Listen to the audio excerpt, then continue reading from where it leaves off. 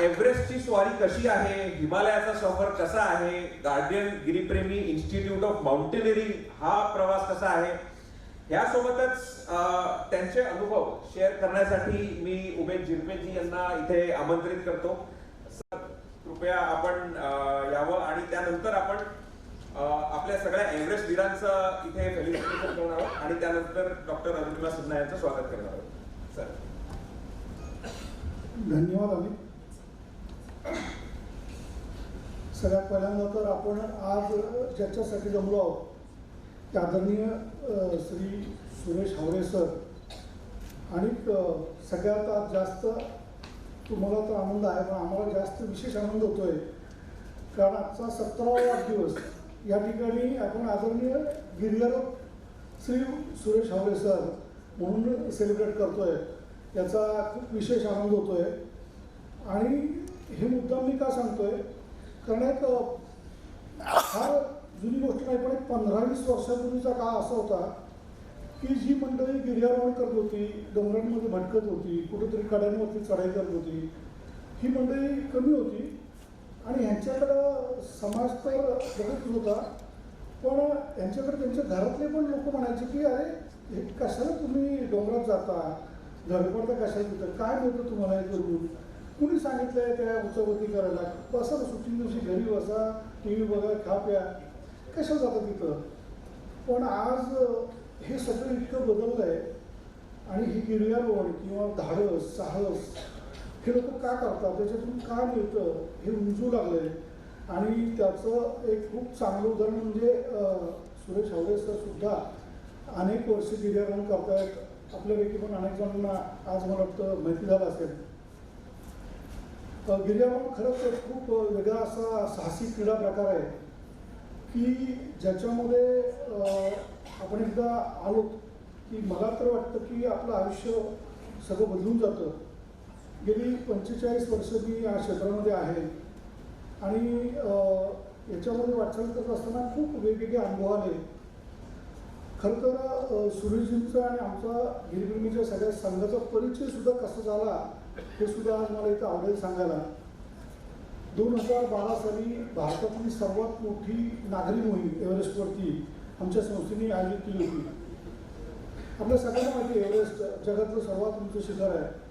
आज या ठिकाणी जे प्रमुख आपल्या वक्त्या आणि आपण ज्यांचा सत्कार करणार आहोत त्या अरुणिमा पण त्याही एव्हरेस्ट शिखर त्यांनी केलं आहे. 2013 आम्ही सगळे एकत्रच होतो. 29,030 फूट इतकी उंची, 8,848 फूट, म्हणजे आकाशात आपण मान वर करून पाहिलं तर ज्या उंचीवरती बोईंग विमानं उडत असतात 25,000 ते 40,000 फूट या उंचीवरती उडत असतात त्या ठिकाणी त्या शिखराचं शिखर मात आहे. तिथं पोहोचणं खरंच खूप चॅलेंजिंग आहे, खूप अवघड आहे, अनेक आव्हान आहेत त्याच्यामध्ये. कारण एव्हरेस्टचा जो शेवटचा तळ आहे ना, तो शेवटचा कॅम्प आहे तो लागतो 26,000 फुटांवरती, 8,000 मीटरवरती आणि तिथली जी काही भौगोलिक परिस्थिती आहे ती खूप वेगळी आहे. आत्ता आपण सुखाने इथं प्राणवायू 21% हवेतला तेव्हा श्वास घेतो आपण, तिथं तो प्राणवायू इतका वेगळा आहे ऑक्सिजन की फक्त 5 ते 6% इतकं ऑक्सिजन आहे. थंडी -40 ते -60 इतकं व्हेरिएशन आहे थंडीमध्ये. आणि त्या ठिकाणी पोचल्यानंतर त्या गिर्यारोहकाला शेवटच्या 800 मीटर चढण्यासाठी 12 ते 14 तास लागतात. 2 रात्र त्याला त्या ठिकाणी राहायला लागतं. एवढंच नाही तर त्या ठिकाणी मनुष्य पोचल्यानंतर मनुष्याच्या शरीरातले एक व्हायटल ऑर्गन्स कोलॅप्स व्हायला सुरुवात होतात पण ऑक्सिजनचा सप्लाय कमी आहे. कोणत्याही क्षणी सेलेब्रल ओडिमा किंवा पल्मनरी ओडिमासारखे आजार डेव्हलप होतात शरीरामध्ये, म्हणजे तुमच्या फुफ्फुसामध्ये किंवा मेंदूमध्ये पाणी होतं आणि काही तासामध्ये ते जर जास्त वाढलं तर मृत्यू नक्की आहे. स्नो ब्लाइंडनेस, फ्रॉस्टबाईट, हिमदंश अशासारखे आजार पण होतात. मग अशा ठिकाणी गिर्यारोहक पोचल्यानंतर पुढची चढाई कशी करतो तर त्या गिर्यारोहकाला कृत्रिम प्राणवायूचा सपोर्ट असतो, सप्लिमेंटरी ऑक्सिजन. आता तो ऑक्सिजन असं नसतं की खूप म्हणजे ICUमध्ये पेशंट असतो तसंच, पण सिलेंडर छोटे असतात, 4.5-5 किलोचे असतात, ते पाठीवर घ्यायचे असतात. पण ते किती असतात तर 4 सिलेंडर एकाला. आमच्याबरोबर एक शेर्पा मदतनीस असतो, तो 2 घेतो, क्लाइंबरकडे 2 असतात आणि ते 2 दिवस ती चढाई करून परत यायचं तर त्यामध्ये ते 4 सिलेंडर त्याला पुरवायचे असतात. त्याचं एक मॅनेजमेंट आहे. कारण जर काही कारणाने तुमचा सिलेंडर संपला किंवा त्याच्यामध्ये काही बिघाड झाला तर 10व्या मिनिटाला मृत्यू नक्की. तुम्ही जर गुगल केलं तर तुम्हाला दिसेल की 10 लोकांच्या मागे एव्हरेस्टला एक मृत्यू आहे. भारतातली सर्वात मोठी नागरी मोहीम मी लीड करत होतो 2012 साली. त्यापूर्वी आपल्या देशातून आपल्या सगळ्यांना माहिती एव्हरेस्टवरती सगळ्यात पहिलं मानवी पाऊल जे पडलं ते शेर्पा तेनसिंग आणि सर एडमंड हिलरी यांच्या रूपाने 1953मध्ये. आणि जे मानवाला अशक्य ते त्यावेळेस शक्य झालं. आणि भारतातून पहिली मोहीम 1965 साली आपल्या देशातले कॅप्टन MS कोहली इंडियन आर्मीचे आहेत त्यांनी लीड केली. ती सक्सेसफुल झाली. पण पहिला जो नागरी प्रयत्न म्हणजे तुमच्या आमच्यासारख्या सामान्य माणसाकडली ही मोहीम झाली की पुण्यातून डॉक्टर कैलासवासी डॉक्टर DT कुलकर्णी यांचं नेतृत्व होतं. खूप चांगली मोहीम झाली. पण दुर्दैवाने शेवटच्या टप्प्यात असताना डॉक्टर DT कुलकर्णी आणि रेमंड जेकब या दोघांचं निधन झालं आणि ती मोहीम अर्धवट राहिली. त्यानंतर 98 साली पुन्हा एकदा प्रयत्न केला अखिल महाराष्ट्र क्रिकेट महासंघाच्या माध्यमातून. आणि त्या वर्षी सुरेंद्र चव्हाण जो गिरगिरीचा सदस्य आहे तो एव्हरेस्टवरती पोचू शकला. पहिल्यांदा महाराष्ट्राचा भगवा आणि तिरंगा फडकला. आणि त्यानंतर तब्बल अनेक वर्षानंतर 2012 साली गिरीप्रेमींनी मोहीम जाहीर केली. आणि माझ्या मोहिमेत त्यावेळेस 13 जण होती की जी एव्हरेस्टवरती चढाई करत होती. मी आता ते सगळं सांगणार नाही, आपल्याला अजून खूप काही ऐकायचं आहे. पण या मोहिमेचे खूप चांगली चित्रफित यूट्यूबवर आहे. गिरीप्रेमीचं चॅनल आहे, त्यावरती आपण पाहू शकता. अनेक गोष्टी घडल्या. आणि 19 मे 2012 या दिवशी एक इतिहास घडला भारतीय गिर्यारोहणामध्ये. तब्बल 8 गिर्यारोहक 8 वेळा भारताचा तिरंगा एव्हरेस्टच्या शिखरावरती फडकला. त्या दिवशी तुम्ही 19 मे 2012 जर गुगल केलं तर त्या एका दिवशी शेवटच्या रेंजवरती 7 वेगवेगळ्या देशाच्या गिर्यारोहकांचे मृत्यू झाले. काही वेगवेगळी कामं आहेत. काही डिहायड्रेट झाले, काहींना स्नो ब्लाइंडनेस झाला. पण आपली टीम सगळी क्लाइंब करून सुखरूप परत आली. आणि त्यानंतर अनेक ठिकाणी कार्यक्रम चालू होते. पुण्यामध्ये आमच्या ऑफिसमध्ये असताना मला एकदा फोन आला की सुरेश हावरे यांना भेटायचं टीमला. आम्ही सर आले. आम्हाला खरंच माहीत नव्हतं की सुरेश हावरे, पण आम्ही पहिल्यांदा भेटलो. आणि सरांचं ते इतकं साधं व्यक्तिमत्व म्हणजे त्यावेळेस आमच्या आफ्टरवर्डचं ऑफिस आहे डेक्कनला. चहा मागवला आम्ही आणि काही कप नव्हते तर साधे कागदाचे ग्लास होते. त्याच्यामध्ये चहा घेतला सगळ्यांनी, सरांना पण दिला. आणि त्याने इतका सरांना जो ग्लास दिला तो फाटला, दुसरा ग्लास दिला. पण काय नाही, सरांनी चहा घेतलं, 2 तास गप्पा मारल्या आणि सगळं जाणून घेतलं. कारण विवेकच्या अंकामध्ये कव्हर स्टोरी आली होती. आणि सर म्हणजे मी ती वाचली आणि मला उत्सुकता लागली की कोण टीम आहे, कोण आहे ती सगळी माणसं. आणि सर भेटायला आणि सरांनी भेटून सगळं चौकशी केली. आमच्या खूप गप्पा झाल्या. आणि सर मला म्हणाले तुम्ही शकतो सांग, मी तर तुमच्या टीमच्या प्रेमात आहे, मी काय करू शकतो. मी सर म्हटलं सर तुम्ही आमच्याबरोबर 2013मध्ये आम्ही पुन्हा एव्हरेस्ट करणार होतो कारण काही जणांचं राहिलं होतं. आणि लोकसे जगाचं 4थं उंच शिखर आहे, तुम्ही आमच्याबरोबर बेस कॅम्पला या. आणि सर नुसते आले नाही तर त्यावेळीपासून आमच्या प्रत्येक मोहिमेला जो काही आर्थिक पाठबळ तर दिलं, पण प्रत्यक्ष बेस कॅम्पपर्यंतच्या ट्रेकला सर आले. सरांबरोबर अमित होता, त्यांचे बाकीचे कुटुंबीय पण होते. मी तुम्हाला सांगतो की एव्हरेस्टचा बेस कॅम्पसुद्धा जो आहे ना 17,500 फुटांवरती आहे. तो ट्रेकसुद्धा सोपा नाही आहे. 75 किलोमीटर चालायचं आहे. 9 दिवस चालल्यानंतर आपण तिथं पोहोचतो. ते पण चॅलेंजिंग आहे. आणि त्या ठिकाणी सर आले तर सगळे हे आले त्या ठिकाणी येऊन आम्हाला शुभेच्छा दिल्या. आणि त्यावेळेस आयलंड नावाचं एक पीक आहे, त्याच्यावर सुद्धा चढाई केली सरांनी. आणि त्यानंतर सर गिरीप्रेमीच्या मागे तर उद्या, पण गिरीप्रेमीच्या परिवारात इतके आम्ही सगळे एकत्र झालो. आणि तो त्यांचा जी साहसाबद्दलची आवड आहे ती आणि खूप वेळा त्याची आम्हाला जाणीव होती. आत्ताही आमचं आज आल्याच मी म्हणालो सर 70 वर्ष आहे. कुठं तुम्ही बघितलं असेल तर त्यांच्याकडे बघून तुम्हाला वाटणार पण नाही. हे पण गिर्यारोहणाचंच एक वैशिष्ट्य आहे. आणि यावर्षी पण आत्ता मेमध्ये एक ट्रेक लांगटांग हिमालयात, नेपाळ हिमालयामध्ये आहे, तो करण्याचा मानस आहे. आणि सर आणि आम्ही त्या ट्रेकला येतील. सर नक्की ते सांगून टाकतो ते करायचं आहे सरांनी नक्की. पण तुम्हाला सांगतो की गिर्यारोहण करताना अनेक गोष्टी, हिमालयातल्या मोहीम होतात, एव्हरेस्टची मोहीम होती. हे का करतो? कारण तुम्हाला परत प्रश्न असेल, मी मग असे डेड झोन सांगितलं होता तर शेवटच्या भागाला डेड झोन म्हणतात. मग तिथे एवढा रेशो आहे. मग परत तुम्ही सुद्धा तुमच्या मनात प्रश्न असेल मग कशाला जाता झरबे, कुणी सांगितलं उद्योग एवढा खर्च करून तिथं जीव धोक्यात घालायला. तर हे सांगतो तुम्हाला कशाला जाता हे तुम्ही करून पाहायला पाहिजे असं मला वाटतं. इथं अनेक जण काही जण ट्रेकिंग करत असतील आणि काय सांगत असतो की तुम्ही आपण सगळेजण साहस करू शकतो, कुठल्याही वयात करू शकतो, काही बंधन नाही. ते नक्की करा आणि साहस करा. तुम्ही सगळ्यांनी एव्हरेस्टवरती गेलं पाहिजे असं नाही. एव्हरेस्टवरची चढाई किंवा रॉक क्लाइम्बिंग करणं, हिमालयातली इतर शिखरांवरची चढाई, हे सगळं ॲडव्हेंचर स्पोर्ट्स आहे, एक्स्ट्रीम स्पोर्ट्स आहे. त्याच्यामध्ये ज्याला भाग घ्यायचा तो नक्की येऊ शकतो. ॲथलीटसारखी तयारी करता येते, त्याचं तंत्र शिकायचं, स्वतःचं फिजिक कसं बनवायचं, मेंटली फिजिकली स्ट्रॉंग व्हायचं, सगळं पॉसिबल आहे. पण प्रत्येक जणांनी निदान कुठेतरी डोंगरावरती चढाई उतराई नक्की केली पाहिजे आयुष्यात. आणि ती का केली पाहिजे?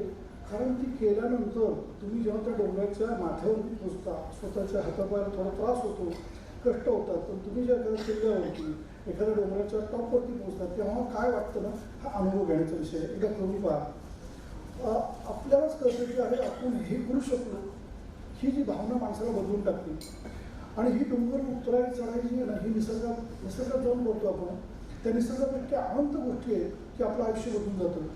यासाठी गिरीप्रेमी आमच्या संस्थेने 2015 साली आपल्या साऊथ इंडियातली पहिली माउंटेन ट्रेनिंग इन्स्टिट्यूट सुरू केली, ज्या माध्यमातून साहस ॲडव्हेंचर हे अभ्यासक्रमाचा भाग असला पाहिजे, एज्युकेशनमध्ये आलं पाहिजे. आउटडोर एज्युकेशन हे खूप महत्त्वाचं आहे. यासाठी प्रयत्न सुरू केले. आज त्यामध्ये काम करणारे इथं माझ्या टीममधले अनेक जण आलेली आहेत. थोड्या वेळी परिचय होईल. आणि एक वेगळ्या पद्धतीने 10 ते 16 वर्षाच्या वयोगटासाठी अभ्यासक्रम सुरू केला आहे, 5 वर्षाचा. त्याला प्रचंड प्रतिसाद आहे. अनेक शाळांमध्ये आम्ही तो अभ्यासक्रम सुरू केला आहे. ही सगळी मुलं महिन्यातून एकदा डोंगरांमध्ये जातात, साहस करतात आणि त्या साहसाबरोबर अनेक गोष्टी शिकतात. एक्सपिरियन्शियल लर्निंग असा हा विषय आहे. त्या मुलांचा कॉन्फिडन्स वाढतो, त्यांचं डिसिजन मेकिंग आपोआप तयार होतं. कारण पुढचं पाऊल टाकलं तुम्हाला निर्णय घ्यायचा तिथंच. त्यांचं ती संघ भावना वाढते आणि मुलांची पर्सनॅलिटी बदलून जाते. ही सगळी मुलं वर्षातून एकदा दिवाळीच्या सुट्टीमध्ये सह्याद्रीमध्ये 3 दिवसाचे कॅम्प जातात. आणि आत्ता समर वेकेशनमध्ये उन्हाळ्याच्या सुट्टीमध्ये ही सगळी मुलं हिमालयामध्ये वेगवेगळ्या ठिकाणी 9 दिवसाच्या हायकिंग कॅम्प जातात. 5 वर्षात मुलं टोटली बदलून जातं. इतका प्रचंड प्रतिसाद आत्ता या विषयासाठी आहे. आत्ता जे न्यू एज्युकेशन पॉलिसी आपल्या माननीय पंतप्रधानांनी जी आणलेली आहे ती इतकी चांगली आहे. याच्यामध्ये लाईफ स्किल्सवरती खूप भर दिला आहे. आपण सगळे अनेक वर्ष जे काही शिक्षण घेतलं, आपण दुर्दैवाने त्यामध्ये खूप कमतरता आहे. मी सायन्स शिकलो किंवा मी फिजिक्स शिकलो, मी इतिहास शिकलो. प्रत्यक्ष आयुष्य लीड करताना माझा त्याचा किती उपयोग झाला हा पण विचार करण्याची गोष्ट आहे. पण त्याच्यामध्ये लाईफ स्किल्स आपल्याला कमी शिकवले गेले आहेत. पण आता NEP-मध्ये अनेक विषय आहेत. त्याच्यामध्ये ॲडव्हेंचर हा आपण सब्जेक्ट घेतला आहे. त्याचा 2 क्रेडिटचा कोर्स आम्ही सुरू केला आहे. तो अकॅडमिक काउन्सिलमध्ये पास झाला आणि त्याचा पहिला पायलट प्रोजेक्ट आम्ही संगमनेरच्या अमृतवाहिनी कॉलेजमध्ये सुरू केला. पुण्यातल्या सावित्रीबाई फुले पुणे विद्यापीठाबरोबर diploma in mountain and adventure course हा 36 क्रेडिटचा कोर्स आम्ही सुरू केला आहे. 4थी बॅच चालू आहे. पॅन इंडिया त्याच्यामध्ये 12वीच्या विद्यार्थ्यापासून अगदी इन्कम टॅक्सचे असिस्टंट कमिशनरपर्यंत प्रोफेशनल सेंट्रप्रेनर सगळेजण यामध्ये भाग घेत आहेत. खूप चांगल्या पद्धतीने या सगळ्या गोष्टी चालू आहेत. आपल्या देशामध्ये आता लोकांना समजू लागलं आहे की अशा प्रकारची लाईफस्टाईल खूप आवश्यक आहे. म्हणजे करोनामध्ये जर आपण पाहिलं असेल तर करोनामध्ये अनेक मृत्यू हे नंतर सिद्ध झालं की भीतीही झाले, केवळ भीतीपोटी लोकांचे मृत्यू झाले. बाहेरच्या जगात तुम्ही पहा की शुक्रवारी त्या लोकांना वेळ लागतात आणि शनिवार रविवार ती लोक अनेक गोष्टी करत असतात.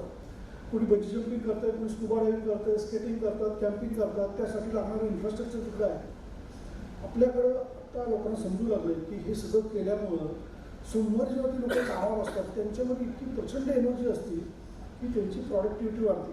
हे खूप महत्त्वाचं आहे. तर ते आपल्याकडे पण सुरू आहे. तुम्ही पाहता मोठ्या संख्येने लोक सह्याद्रीमध्ये ट्रेकिंग करत आहेत, हिमालयात जात आहेत, सायकलिंग करतात, अनेक गोष्टी करतात, मॅरेथॉनमध्ये पाहतात. हे खूप चांगलं आहे आणि हे वाढलं पाहिजे. आणि यासाठी आम्ही जी इन्स्टिट्यूट सुरू केली त्याच्यामध्ये पण सरांचा खूप मोठा वाटा आहे. सर ते ॲडव्हायझरी बोर्डवर आहेत आणि कायम आम्हाला वेळोवेळी त्यांचं मार्गदर्शन यासाठी पण मिळत असतं. आणि हे सगळं काम मोठ्या प्रमाणात आपल्या देशामध्ये आता वाढतं आहे. आपल्याकडची संस्कृती, भारतीय संस्कृती नक्कीच खूप चांगली आहे. पण काही गोष्टी त्यातल्या ज्या आहेत की आपण खूप आपल्या सगळ्या मुलांना आपलीसुद्धा वाट खूप जपत आपण प्रोटेक्शनमध्ये खूप असतो. म्हणजे लहान मुलं आपली आजी म्हणजे थंडी आली तर त्याला 2 कानटोप्या घाला, पावसाळा आहे नको पावसात जाऊ, भिजू नको, सर्दी होईल, सायकल चालू नको. मुलींच्या वगैरे आपण थोडं जास्तच करतो, तू हे करू नको तर मुलं मोठी होतात. अभ्यास प्रचंड करतात, करावाच लागतो त्यांना. 100% मार्क, आता काही तर 100च्या पेक्षा जास्त नाही लागले. आणि मग ही मुलं आता सर 100-105% पण मिळतात. आणि हीच मुलं मोठी झाली की हेच पालक, हेच त्यांच्या आजूबाजूचे लोक म्हणतात आता तू धंद्यामध्ये बोल्ड डिसिजन्स घे.